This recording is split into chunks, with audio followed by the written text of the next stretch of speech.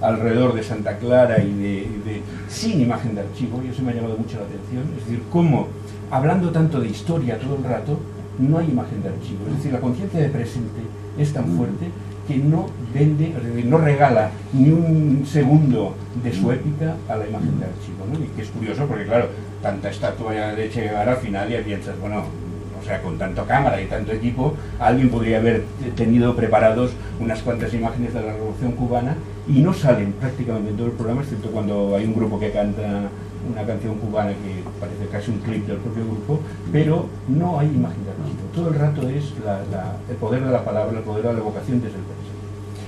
Ese momento del diálogo con Fidel Castro, que tiene dos fórmulas, una cosa pregrabada, dice él, en donde él visita a Fidel Castro en su casa, que dura unos 20 minutos, ¿no? Bastante poco en el contexto de casi un clip, en el contexto del episodio entero, pero que ya notas un elemento interesante, que es que, claro, se reúnen dos grandes, dirían, dos que no escuchan, dos que hablan pero que nunca escuchan, y entonces, claro, Chávez empieza hablando mucho, se aprovecha claramente de que Fidel Castro no puede, es decir, que no está en las mejores condiciones, le deja que el otro hable, pero no le deja terminar las frases, es decir, realmente son 15 minutos de Chávez atacando a Fidel Castro. A Fidel Castro le debió quedar algo de ese encuentro, porque después llama al programa, es decir, esa cosa que también habíamos visto, que cuando Chávez ya ha hecho todo el itinerario y se sienta en ese plano típico que hemos visto antes, pero en este caso en un plató ambulante, es decir, que el plató con el público está en una especie de cabaña en medio de la plaza y con la imagen del Che detrás, entonces se produce ese momento que me ha parecido muy fascinante en el que Fidel Castro llama, ¿no? Se llaman al programa, entonces le hace mucha propaganda de que ese es un gran momento para Cuba, que hay una electricidad total, de que llama Fidel Castro, pero, claro, hay unos 10 primeros minutos, que es mucho para la televisión convencional, pero 10 primeros minutos de casi, yo diría, rudimentos de la primera televisión.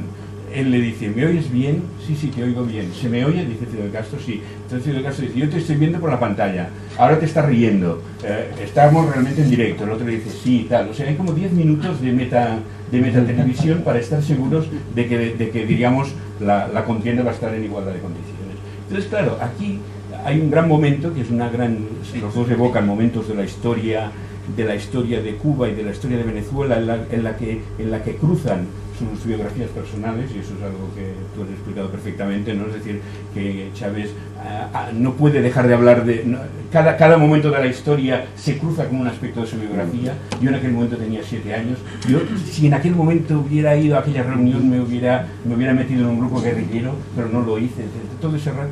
Pero entonces llega ese gran momento en que Fidel Castro toma la palabra, ¿no? Entonces, claro, ese programa no está preparado para el contracampo, porque como no hay imágenes de archivo y no hay imágenes, eso que en la televisión se llama imágenes de recurso, pues claro, aguanta. Y esto para mí me ha justificado las 6 horas. He visto ese plano, él aguantando, cuando alguien que no escucha tiene que escuchar por fuerza, por imposiciones del propio lenguaje televisivo, tiene que escuchar por fuerza a alguien y además tiene que dar a entender que lo que el otro dice es muy importante, claro, genera una gestualidad.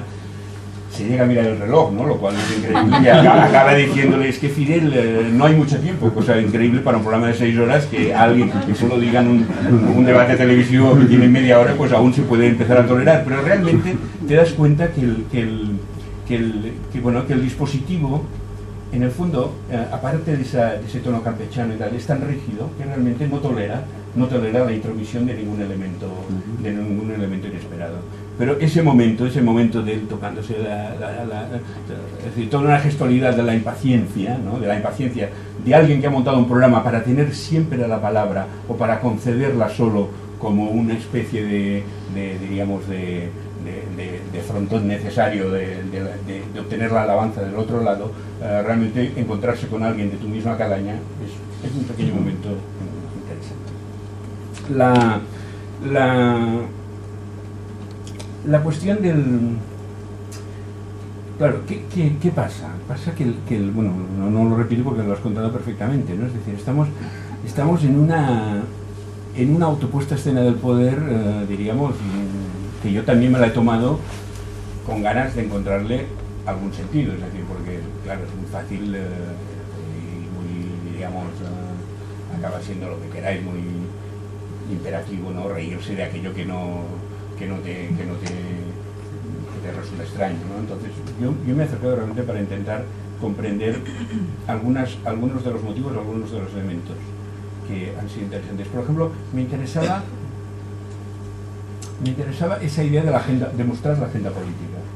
Porque claro, hay un gran problema en nuestras democracias, que es cómo se transmite la agenda política. Cómo se transmite, qué hacen los políticos, en qué lugar toman las decisiones y cómo nos afectan las decisiones que toman. Esto es algo que normalmente está fuera de la información.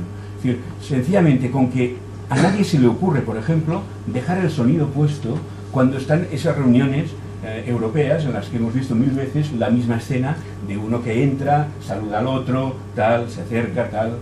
No sabemos el sonido, no sabemos si se hablan en inglés todos, si saben hablar en inglés o no, qué se dicen exactamente. Tienes la sensación que en esa reunión se deciden cosas, pero tú nunca encuentras un momento en el que piensas, mira, esa le ha convencido al otro y le ha dicho, oye, tenemos que hablar, eso que dijiste el otro, o sea, ¿cómo se toma una decisión política? Claro, eso, el otro día Gonzalo de Lucas hacía una crítica, por ejemplo, de Invictus, de la película de Clint Eastwood, y decía, la película es muy criticable por muchas cosas, pero tiene una cosa muy interesante, que es que narra desde dentro cómo Mandela organiza su agenda política y sus prioridades políticas. Entonces pensé, bueno, eso no está mal. Por ejemplo, una señora le dice, tiene que venir a la inauguración de un congreso que estamos haciendo, y él dice, no, ese día no puedo porque recibo unos rusos y esos rusos son muy importantes para el país. Esto me ha parecido interesante, pero realmente me parece casi irrelevante en el conjunto. Es decir, eso que sería algo, me parece que la impostura general de la puesta en escena incluso devora ese único rayo de luz, diríamos, que vería de decir, bueno, dentro de las 6 horas alguien comenta con la gente cuáles son sus prioridades y las razones de esas prioridades. Evidentemente tú te las puedes cargar o pueden estar de acuerdo, pero evidentemente el dispositivo general de auto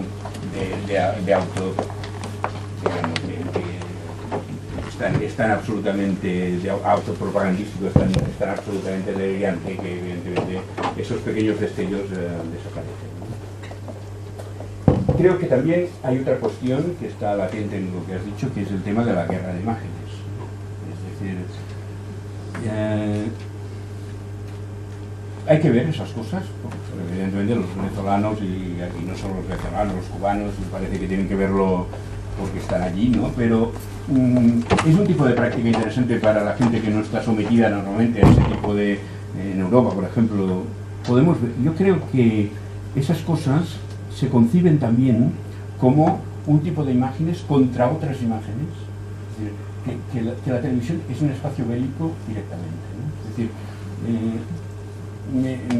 salgo a otro terreno que tiene poco que ver, pero que para mí tiene la misma sensación, que es pero que tuve esa misma idea, que es la decapitación de los rehenes por parte de los terroristas, ¿no? La decapitación de los rehenes por parte de los grupos fundamentalistas tiene también, por ejemplo, se hace con 2 cámaras, incluso con 3 cámaras, se hace siempre frontalmente, se hace con un grado de perfección técnica que tú dices, bueno, ¿por qué lo hace? Porque está claro que el que lo hace quiere que se vea, porque quiere demostrar con ese gesto brutal una contraposición a lo que ellos consideran otro tipo de imágenes que son igualmente agresivas para ellos.